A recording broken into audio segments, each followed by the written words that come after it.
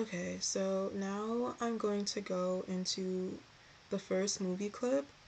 And so this clip is called Atlas and Ryle's Heated Confrontation Almost Turns Violent. So Atlas and Lily, they had a genuine love relationship, but they experienced separation. And so this really is also kind of relates to how, we have, like, in the beginning, we were created to have this love relationship with God, and there was a separation because of sin. And also, if you're on this marriage journey, then more than likely you have experienced at some point, if not now, at some point, you have experienced a period of separation.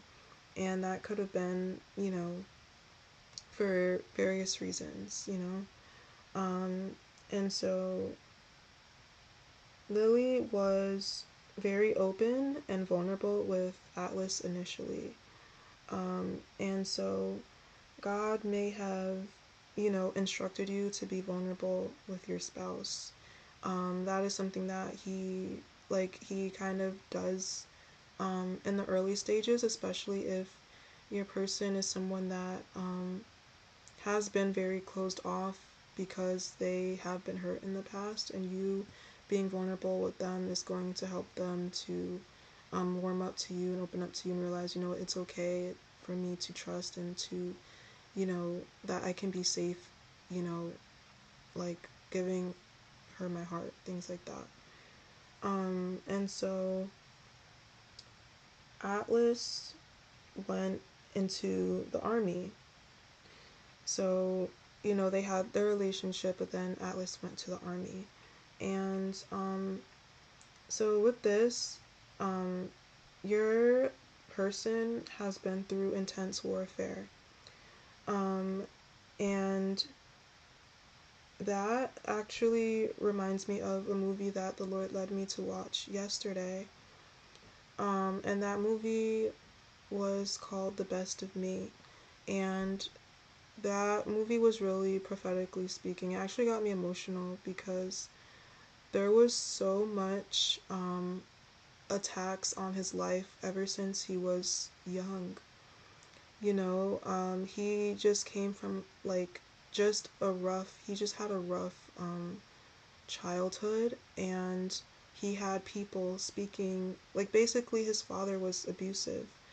And so he was just experiencing a lot of just negative words spoken over his life. His father was always saying, like, you're nothing, you're not, discouraging him from pursuing his dreams, not affirming him, just trying to get him into trouble, and just really not allowing him to really, he knew, like, he was different from them.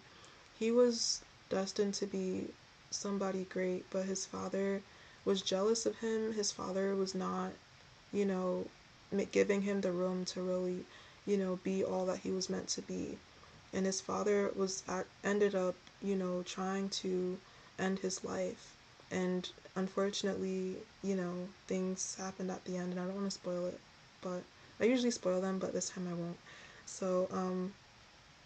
So, yeah, it just goes to show, like, um, the enemy is mad. And I think I talked about that in one of the other clips, but, like, the enemy is so mad and is doing everything to make sure that, um, that this union doesn't come to pass, that your person being all that God called them to be doesn't happen. And the enemy is jealous. And so from that movie yesterday, I really felt prompted to really go into prayer. And that is honestly why, if you are on this journey and God has shown you who your spouse is, one of the reasons is so that you can pray for them, so that you can intercede for them. And that's going to be a really important role even when you're married. So, yeah, Alice went into the army, and yes, your husband has been through intense warfare and probably more than likely near death experiences as well. because that happened in both of the movies. Um, the wife will help him recover from battle. So, when there's, you know, when they come to you and, you're there with them, they're going to need to kind of recoup a little bit just from how things have been. And your role is going to be just really being that one by their side to really just help them to heal and recover and just gain their strength back, and they're gonna find rest in you, and God, of course. But also, like with going into the army, just knowing that we are soldiers in the army of the Lord, and even in the Old Testament and things like that, like they were going into battle, defending their territory, and so that's what we're doing as well, even in the spirit, we are fighting in this spiritual battle. And so the Lord is our helper in that situation as well. Like the Lord is fighting for these unions, and the Lord is fighting for you as well. Um and so Lily, she decides she desired to start her own business with flowers. And I think that that is also just significant and prophetic as well, because, her name is Lily and she wants to start a business with flowers.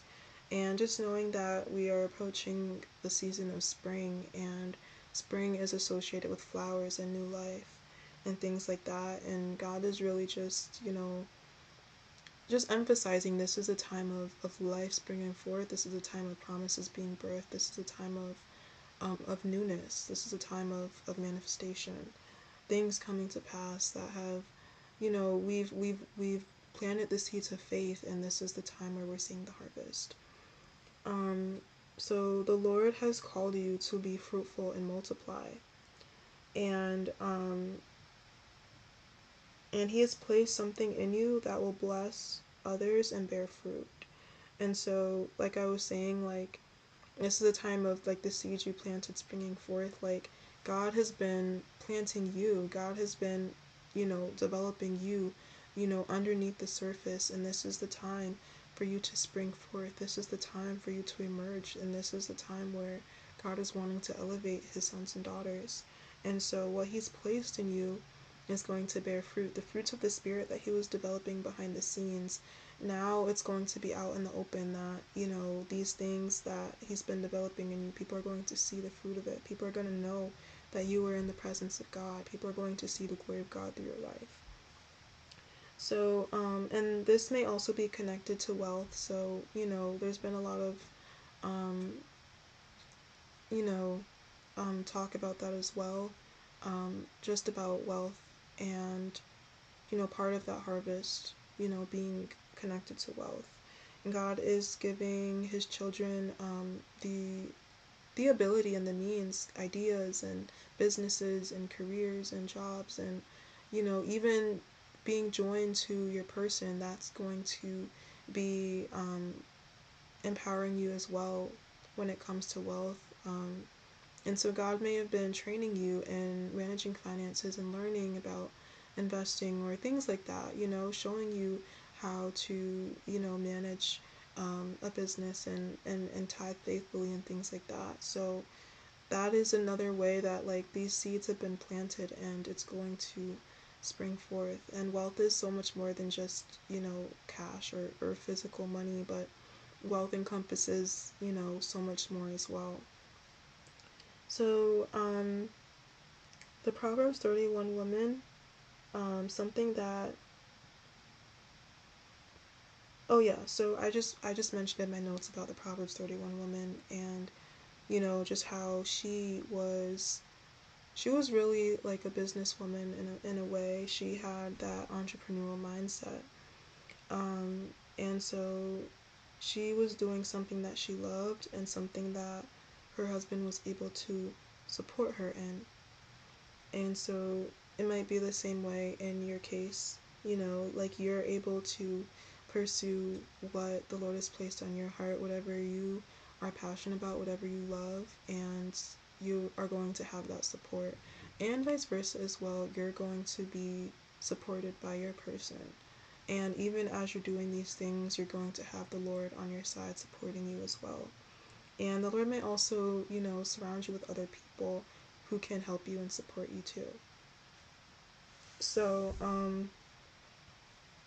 yeah, like I just said, something that you love that you will have God's support in, and you'll also have His provision. So He will be, providing for you as you take these steps of faith in whatever He's called you to pursue. And so flowers also represent beauty, and you will see the fruitfulness of what God has called you to do. So, yeah, just really like the glory of God. Um, and so Lily was in an abusive relationship with Ryle, and so, this can symbolize coming into agreement with the enemy. So we know, like, the enemy does not love us. The enemy has hatred towards us. And so if we are operating in agreement with the enemy, or just in partnership with the enemy in any way, then that is not going to bear good fruit, and that's not going to be beneficial for us. So in the context of, kingdom marriage, Ryle can represent the counterfeit, the person that seemed like he was good but actually wasn't the best person, but actually wasn't the best person for you or for them. So so basically this was a relationship that was not healthy. It was toxic. It was not in line with what God would want, or what God's best would be. So with the name Ryle, it reminded me of the word Ryle. So his name is spelled Ryle, but I was looking at the word Rile. And so the word Ryle, Rile, means to make someone annoyed or irritated, to provoke feelings of anger or annoyance. So Ryle would frequently get angry and annoyed at Lily, and he would lash out in anger at her. So yeah, he would get angry, he would get annoyed with her quite a bit, and he would just lash out. And also in the other movie as well, that was the same way that the father was. He was very angry, and anything he did would just irritate his father. And so that was also, an abusive relationship. And so these kingdom marriages and the lives that will be impacted through them greatly irritates the enemy. And that is why he has fought so hard against them. So, in the other movie, The Best of Me, like, the son, he got a bloody nose and he got a black eye.